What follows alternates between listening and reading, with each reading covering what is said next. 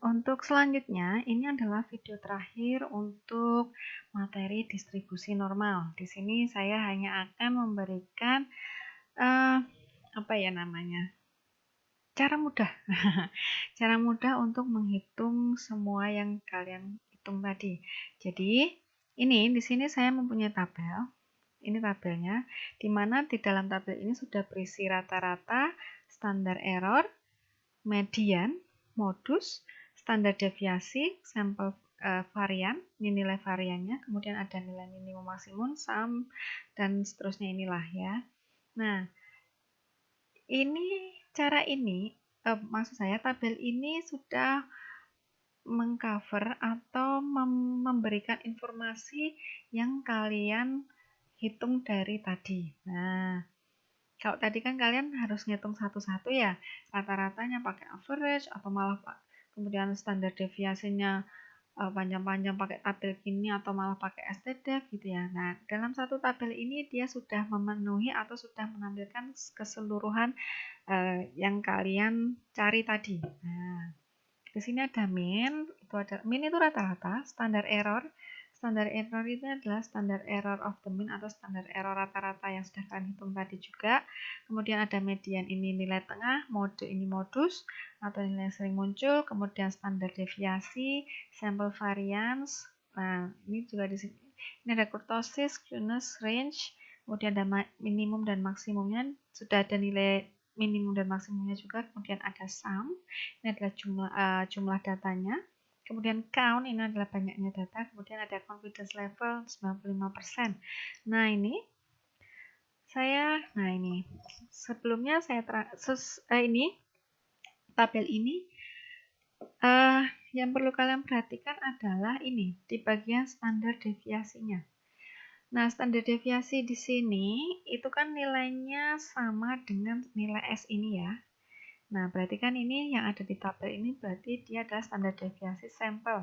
Padahal ini kan datanya ada 50 ya. Jadi kalau misalnya nanti kalian ditanyakan berapa standar deviasinya, kalian harus ngitung lagi sendiri menggunakan STDEVP. Karena yang ditampilkan di sini adalah standar deviasi sampelnya.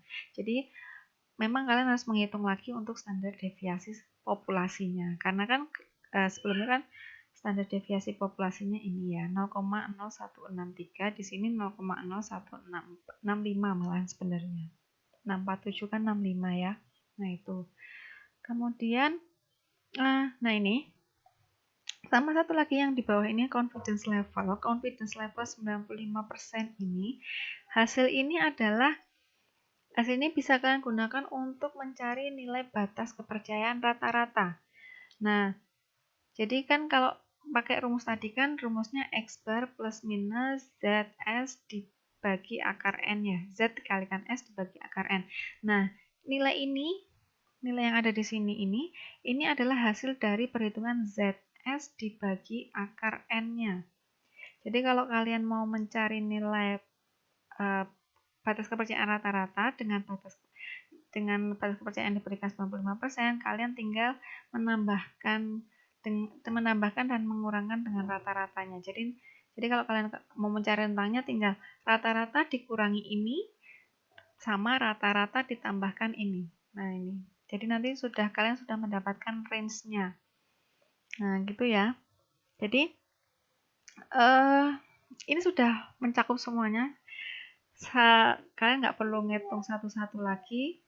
Sudah ada semua di dalam tabel ini. Nah, itu. Tapi pertanyaannya sekarang gimana sih cara dapat tabelnya ini? Apakah buat sendiri kemudian mengetik satu-satu? Oh, jelas tidak. Ini ada caranya. Caranya adalah silahkan kalian perhatikan dulu di laptopnya atau di komputernya bagian data ini. Data ini di kanan atas ini apakah sudah ada data analisisnya?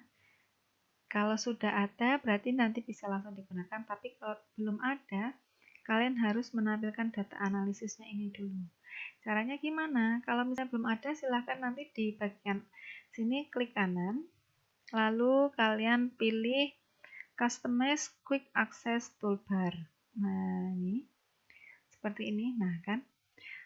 Kalau sudah seperti ini, nanti kalian silahkan add-ins ini diklik, di sebelah kiri ini ada add-ins, lalu diklik. Nah, di sini ada analisis toolpath gini ya, sudah. Kemudian manage-nya langsung ke bawah saja. Ini langsung go. Nah, silakan bagian add-ins available-nya, bagian analisis toolpath-nya di centang, analisis toolpath VBA-nya juga dicentang. Kalau sudah di oke. Nah, ditunggu sebentar sampai nanti data analisisnya keluar. Nah, kalau sudah keluar, ini bisa kita gunakan untuk mendapatkan tabel ini. Caranya adalah silakan diklik. Nah, ini nanti di sini ada banyak pilihan analisis tools-nya. Nah, untuk materi ini kita akan menggunakan analisis tools-nya berupa descriptive statistics. Seperti ini. Diklik ya, kemudian oke, klik oke. Nah, akan keluar kotaan ini. Input. Nah, dari sini kita akan memasukkan datanya yang akan kita bikin tabelnya. Input range ini silakan kalian isikan data yang 50 data yang berbentuk kolom. Jadi kalau mau menggunakan data analisis ini, itu kalian lebih baik dan disarankan untuk datanya itu dituliskan dalam bentuk kolom. Jadi dibuat satu kolom seperti ini. Nah, itu akan memudahkan nanti kalian membuat tabelnya. Jadi input range atau data yang akan dimasukkan ini adalah ini. Perhatikan ya, di sini kan di tempat saya, di kolom ini kan saya ada judul-judulnya ya ini. Nah, perhatikan ini ada XI rata-rata, XI rata-rata 2, dan Y. Nah, ini kalau tempat saya, ini saya ngebloknya dari judul sampai data terakhir, data ke-50. Seperti ini. Sudah. Nah, ini kan masuk ke sini ya. Ini sudah masuk selnya. Kemudian group by, ini kan ada kolom dan baris. Nah, kita kan menggunakan bentuk kolom ya. Jadi silakan diklik kolom. Lalu kalau sudah, nah ini labels in first row itu tadi silahkan dicentang kalau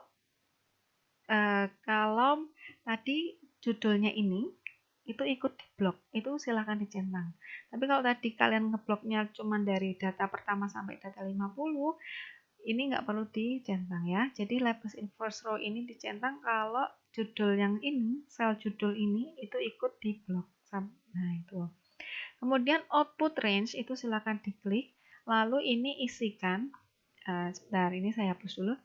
Silahkan isikan dengan mengklik satu sel saja yang kosong, satu sel kosong. Misal di sini, kan kosong ya itu selnya. Jadi silakan output range-nya itu output range-nya silakan isi di satu sel yang kosong seperti ini. Kalau sudah, silakan centang summary statistics, centang seperti ini, dan juga confidence level for min-nya seperti ini. Nah, ini. Di sini tertera 95%. Nah, 95% ini itu akan menghasilkan angka ini. Nah, kalau misalnya nanti kalian membutuhkan yang untuk 99%, ini bisa diganti 99%. Nah, otomatis nanti angka yang di sini dan ini itu akan berbeda, keluarnya beda. Nah, angka yang di sini tadi sudah saya bilang ya, itu bisa digunakan untuk mencari batas kepercayaan rata-rata, di mana angka ini merupakan hasil perhitungan dari Z dikalikan S dibagi akar N. Jadi kalau kalian mau mencari batas kepercayaan rata-rata, kalian tinggal rata-rata dikurangkan dengan nilai ini sama rata-rata ditambah nilai ini. Itu nanti akan sudah ketemu batas kepercayaan rentangnya gitu ya. Jadi ini bisa kalian ganti 95% ataupun 99% atau 99,7 tergantung nanti kalian menginginkannya memberikan garansinya berapa persen gitu ya. Ini saya tetap mau menggunakan 95%. Kalau kalian nanti mau mencoba 99% juga boleh. Kalau sudah seperti ini nggak perlu digantang ya. Jadi yang memang perlu dicentang hanya ini, kolom, labels in first row, output, labels in first row-nya pun kalau kalau judulnya nggak diblok ya nggak usah dicentang. Kemudian output range, kemudian summary statistik, dan confidence level for min. Nih, kalau sudah tinggal di OK. Oke. Nah, keluar. Sudah keluar hasilnya. Jadi di sini kan sudah tidak perlu mencari dan menghitung-hitung rata-rata, standar deviasi, varian, dan sebagainya tadi.